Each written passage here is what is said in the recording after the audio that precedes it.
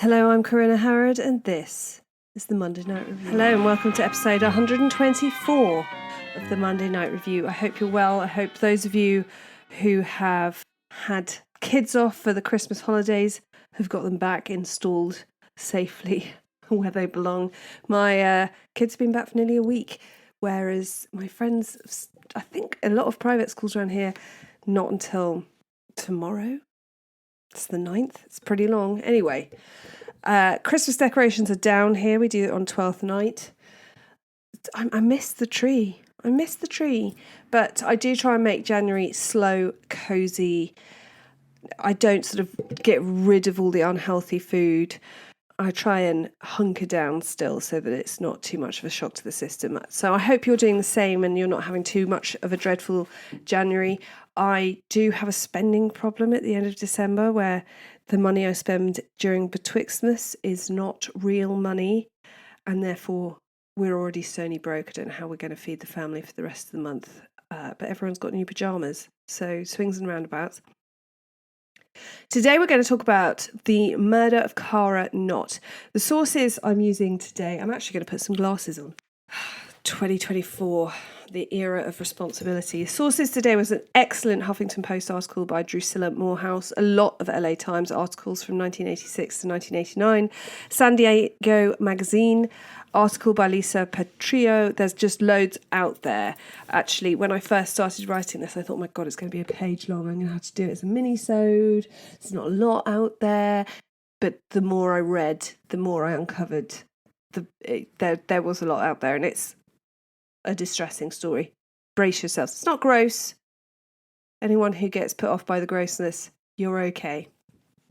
On the night of the 27th of December, 1986, 20-year-old student Cara Knott was driving from her boyfriend's house in Escondido, California, to her parents in El Cajon, a drive that would take around 40 minutes in her 1968 Volkswagen Beetle. Cara, a student at San Diego University studying to be an elementary school teacher, called her parents before she left to let them know she was on her way. She never made it home. Now, Cara was very close with her parents. She was one of 4 daughters. She was always in communication with them. She'd been with her boyfriend for a couple of days looking after him while he had flu. And when she didn't come back, her parents, Joyce and Sam, were worried. She knew the drive well. It's not, 40 minutes. It's not very far. It's not complicated. Most of it is heading south on the Interstate 15.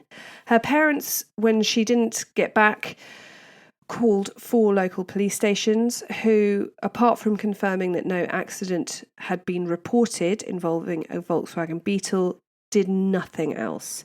They didn't even file a missing persons report.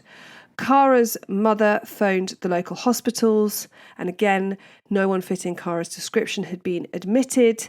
She had seemingly just vanished. So, with no police help, the Knotts and their extended family had no choice but to go out and search for Cara themselves, spending the night driving the route she would have taken and checking all the lay-bys, construction sites, petrol stations and car parks on the way. Just before dawn, Cara's sister Cynthia and her husband Bill Wake saw the white VW on a deserted cul-de-sac near the Mercy Road exit of Interstate 15. They'd actually driven past a few times, and then Bill decided to ignore the barricades and road close signs, steering his own VW along the rutted dirt road for miles until they see the gleaming white of Cara's car. So it's not sort of pulled over to the side of the road. It is past this road closed sign. When they get out to have a look, they can see that the keys are still in the ignition. The driver's side window is halfway down and her belongings are all on the back seat. Cara is not anywhere to be seen. They find a payphone and call the police, and this time the police come to have a look. Once investigators arrived and a search began, it wasn't long before they found Cara's body in a ravine below the 65-foot bridge. She was fully dressed, wearing the clothes her boyfriend had last seen her in. She'd been beaten and there were signs of strangulation. She had then been thrown off the side of the bridge into the creek bed below. Cara's murder was one of the most widely publicised cases in San Diego County history, as parole board chairman Booker Welsh would later say, quote, "This crime shook the consciousness of the entire state." The community was understandably distressed that there was a killer on the loose and that a local young woman who was kind and clever and all of the things had been killed. Cara's father described her as an environmentalist, an animal lover, and a skilled artist. It was difficult to understand what could make a young woman on a familiar route stop. That was also what was really weird. Why was she down there? Later on, it would be implied that that was an area that was known to drug dealers, which infuriated Sam Knott, not because he thought his daughter was involved, but because he was just so ticked off that there could be a local area to him that police knew young people were going to deal drugs and they weren't doing anything about it. Did someone need help? She pulled over to help someone. It was unlikely she was going to meet someone because she'd said to her parents she was on her way home. So why would you say that if you're then going to stop for a meeting with someone? It just made no sense. Local media decided to film a segment to help calm everyone down. And local California Highway Patrol officer was asked to share tips on how to be safe if you get stranded in your car alone. The man chosen for the job was Craig Pear, a respected 13-year California Highway Patrol veteran. He was personable, he was good at his job, he'd done segments for TV before, so he knew what he was doing, and he shared advice while driving his usual route along the I-15 corridor, coincidentally the same route that Cara Knott would have followed 2 nights earlier.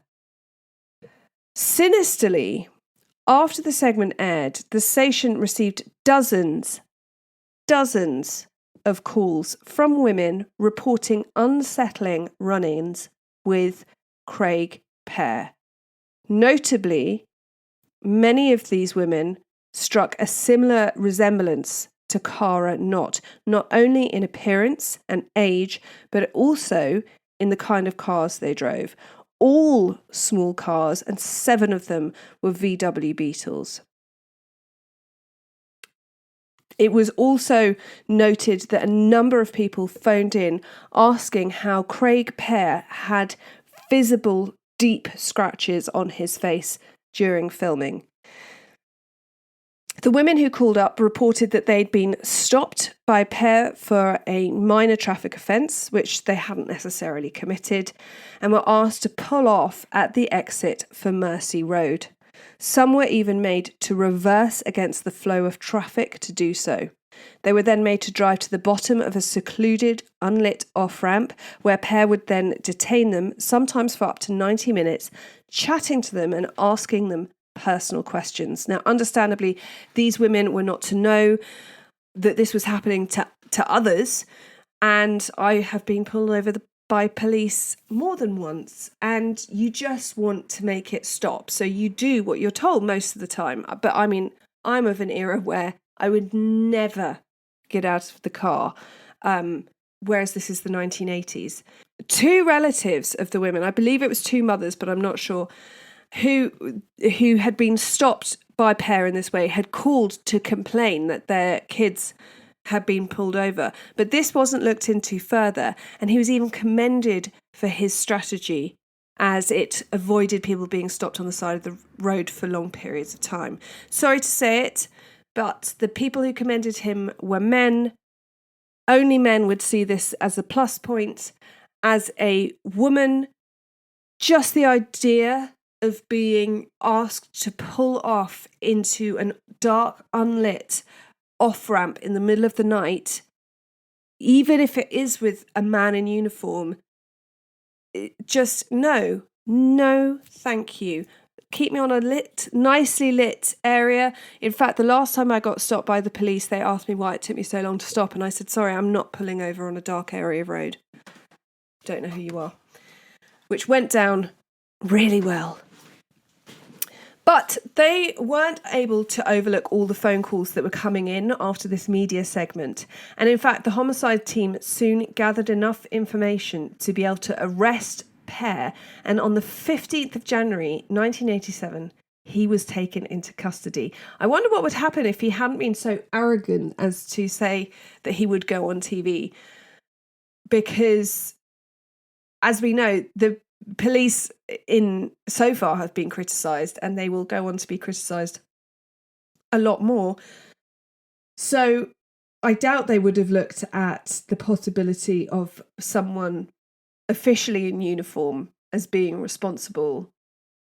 But he obviously thought, yep, fine, I'll go on 2 days after the murder, I'll go on the TV, knowing that he's done this to many women. He's not murdered many women, but he's pulled many women over on that very route.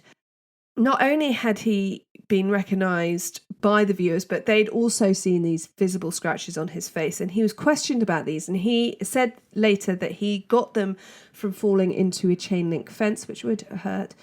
But then when this was checked, they actually went to the fence he said he'd fallen into and measured it, and the chain link didn't start until above the height of Craig Pear. So I'm saying Pear, by the way, because that's how we'd say it in England. It's Peyer. In America, would you say Payer? Payer. I don't know. Don't care to commit his name to memory anyway. So authorities believed that Pear killed Cara sometime after 9 p.m. She'd stopped for petrol at a Chevron station just off the I-15, about 10 miles north of where her body would be found, and a worker at the station saw her pull in, fill up her car, buy the petrol and leave, heading towards the southbound on-ramp to the I-15. The transaction is shown as having taken place at 8:30 p.m, and we know that that is on her route from her boyfriend's house to her parents' house. Then at 9:30 p.m, an attendant at another gas station located about 7 miles south of the Mersey Road off-ramp saw Pear pull in, saying he, quote, seemed nervous, dishevelled, and had scratches on his face. She asked how he was, and he responded saying it had been, quote, a rough night. When he got home that evening, Pear's wife, Karen, saw the scratches on his face. Obviously, she noted them because she said she saw them that evening. She didn't say, oh, but he'd had them for days. They were new, fresh scratches, but perhaps he gave her the chain link story, or perhaps she just thought, that's all in a day's work of the California Highway Patrol.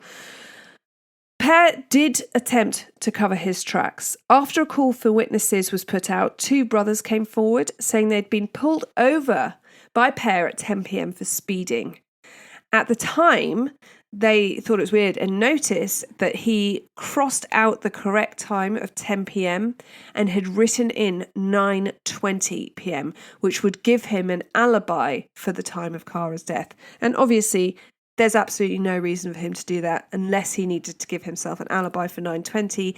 It would be amazingly coincidental if he needed to give himself an alibi for the same time that a girl is murdered, and yet he had nothing to do with it. We don't know why. After stopping all of these women that come forward, Pear decided to kill Cara.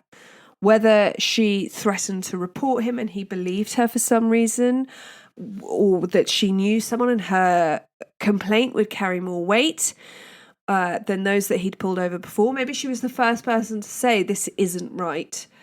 The last run-in I had with a policeman here, I still don't really know why they pulled me over. I think they were bored perhaps, but there was no real reason for it. And I just wanted it to stop. So I was slightly rude, but I was very much in the lines. But where she was forthright and said, absolutely, that there's no reason for you to be pulling me over, and this is really dodgy, and he was just freaked out. It was the 80s, so it's pre-mobile phones, pre us knowing that you absolutely do not have to get out of the car in these situations, and, no CCTV, no nothing like that. So We don't know what happened. We know that Per attacked Cara and she defended herself as best she could, leaving deep, bloody scratches on his face, a tactic learned in a self-defense class that she had taken with her mother. And which still stands, even if there's nothing you can do to get away and you think the end is nigh, leaving evidence is absolutely vital. In August 1987, at the sentencing hearing, Cara's father Sam said, quote, "Cara was innocent and she was special. And Per had been, quote, hiding behind his badge and breaking his sacred trust to society." Interestingly, also in 1987, the county grand jury investigated the possibility that the San Diego police had failed to follow the law when they did not make a missing persons report from Cara's parents when they initially called them. It makes for very frustrating reading this. A change in the law, brought into effect on the 1st of January 1986, mandates police to accept a missing persons report without delay.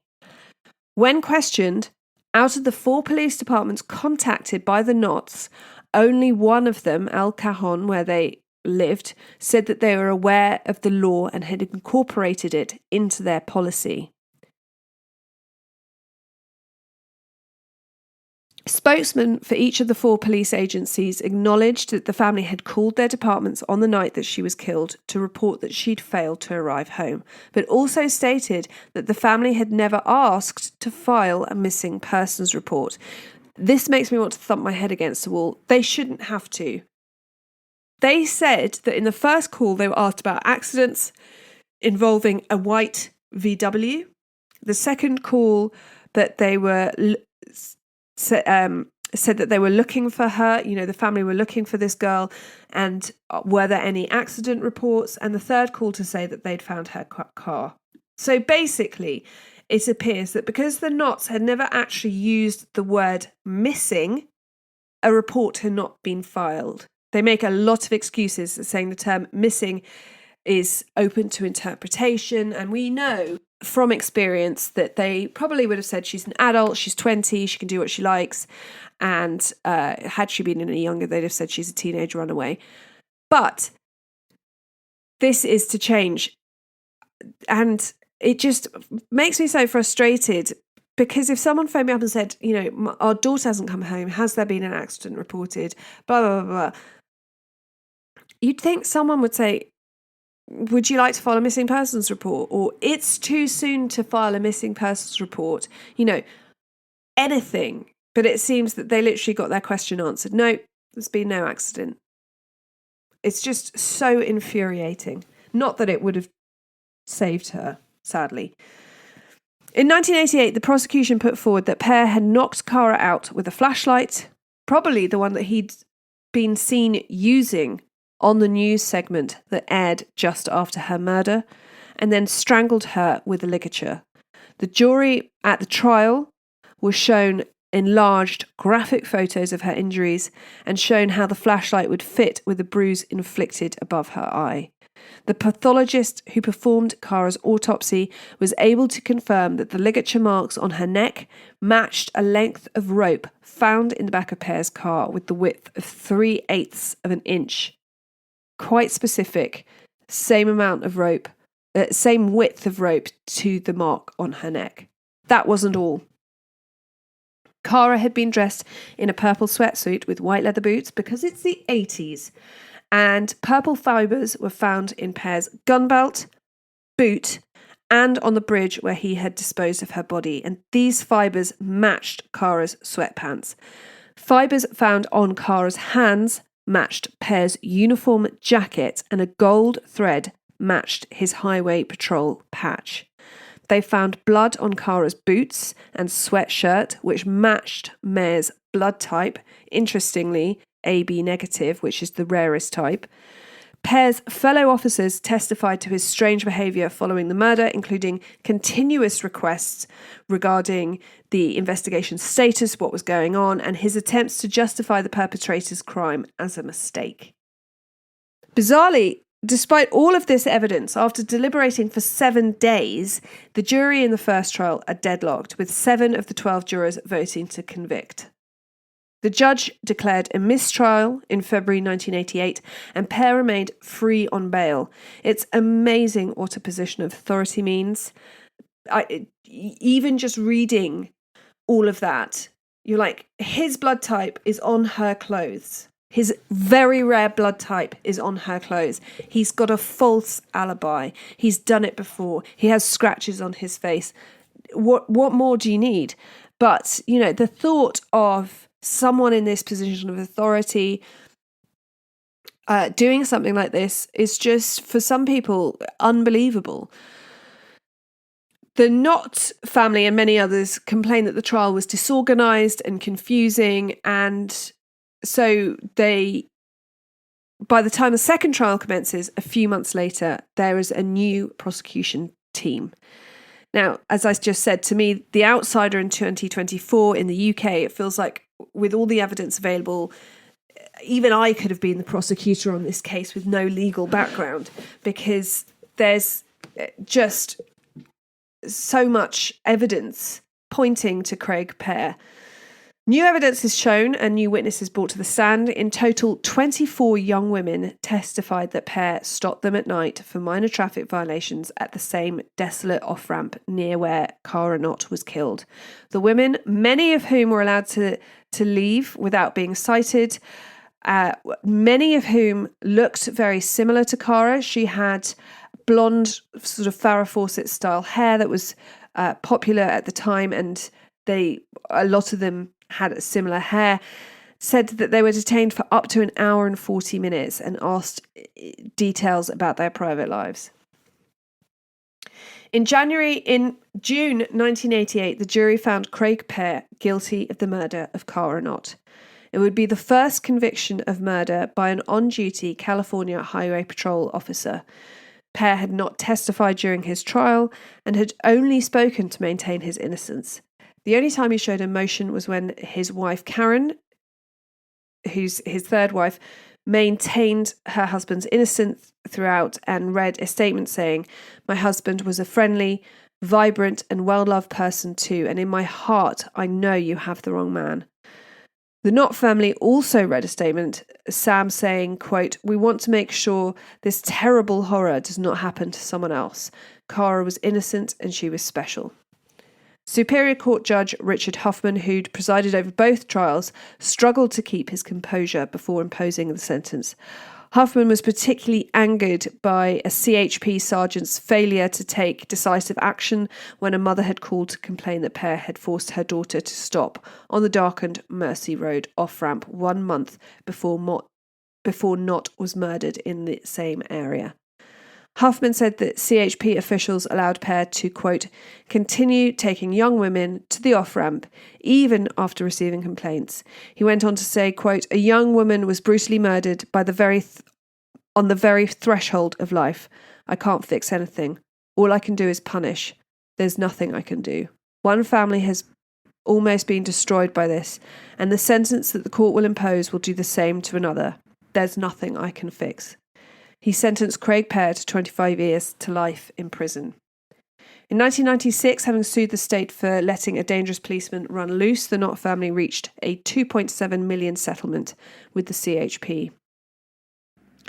Sam Knott, a former stockbroker, campaigned tirelessly for the local and state law enforcement agencies to install technology that would allow them to monitor the whereabouts of their officers at all times.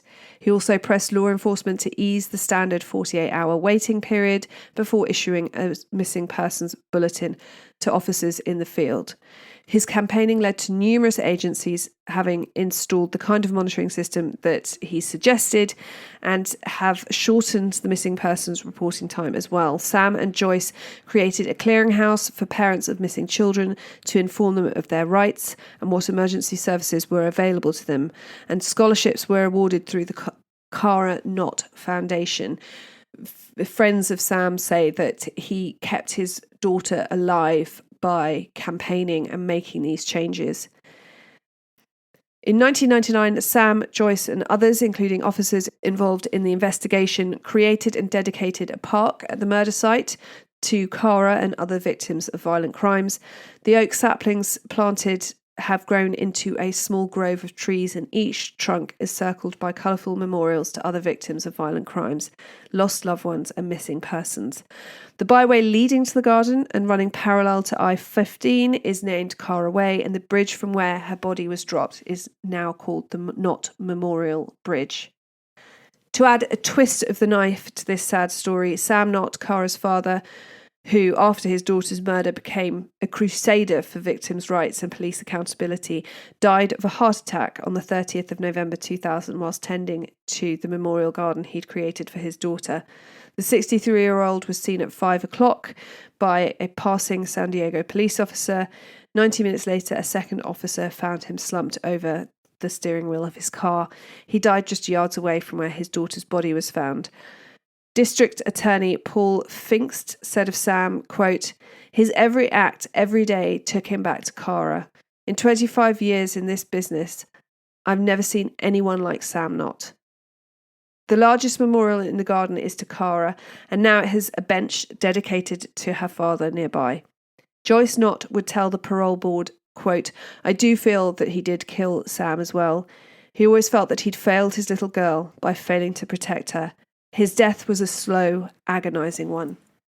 In 2004, Pear reportedly rejected an offer by the San Diego County District Attorney's Office to test the DNA evidence in his case as part of a wrongful conviction program. Not the act of an innocent man. For this and his seeming lack of remorse, he has been denied parole 3 times. In the first hearing, the public defender and Pear made much of his exemplary prison record, something that the one woman on the 3-person parole hearing board was unmoved by. Commissioner Donna Henderson McBean said, quote, "For you to sit there, deny the crime, deny you have anything to work on, I find incredible." She went on to criticise Pear for ignoring repeated prison orders to enrol in a mental health program for anger management and overall therapy, and his claims that he never saw key documents, such as statements from 2 ex-wives, one of whom said he'd tried to choke her. Pear told the board he'd signed up to a self-help course titled "Men Are From Mars, Women Are From Venus." As McBean castigated him, Pear remained impassive, but dug his fingers into his palms so hard that they nearly bled. Craig Pear is next up in front of the parole board in 2027, when he'll be 77 years old. He's held at the California Men's Colony, thought of as the country club of US prisons, where he earns $52 a month as an electrician. His third wife, Karen, who spoke at his hearing, who he married just 18 months before the murder of Cara Knott, divorced him in 2007. Joyce Knott, Cara's mother, thinks about her daughter every day and what she would have become. She says, quote, "Her big thing was to be a mother, and she really wanted to have children. I have 4 grandchildren. I should have more, but I won't." Joyce routinely speaks to police academy classes and other groups about victims' rights. She keeps tabs on her husband's efforts to use technology to increase police accountability, to track their movements for safety, and she still plants Sam's acorns. And that is the devastating story of the murder of Cara Knott. I hope you enjoyed this episode. I always do try and focus on British ones because I feel like sometimes they're overlooked, but this was just such a heart-wrenching story, but also a very good example of how to turn something horrendous into something positive in some way, and the changes that the Knott family had made and the support they gave to other victims' families was really phenomenal and worth noting. You can email me, themondaynightrevue@gmail.com. You can find us on social media, where I will also share pictures to go with today's episode. You can join the Patreon, where you get a free episode every week. You get a discount on merch. And you can also buy me a coffee in the link below, which is a great way to get one-off support the podcast, put it towards the books that I keep buying. I've got a very big episode planned. I'm a bit daunted, and to deal with that, I just keep buying more books on the subject. And it started snowing, so I'm off to go and do school pickup in -degrees with the weedy English snow just bashing on my face. And until next time, be kind, stay safe, and always check the back seat before you drive.